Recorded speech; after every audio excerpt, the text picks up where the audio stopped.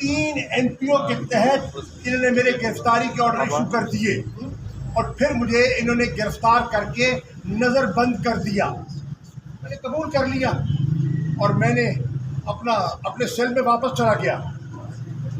आज मुझे इन्होंने कहा नहीं सर आप नहीं कर सकते, आई एम सॉरी। ये देखिए ये क्या कर रहे हैं, ये क्या है, तमीज़ से आराम से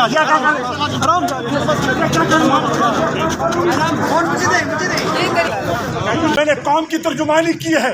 मैं बेगुनाह हूँ और ये मुझसे बिला वजह इंतकामी सियासी इंतकाम का निशाना बनाया जा रहा है।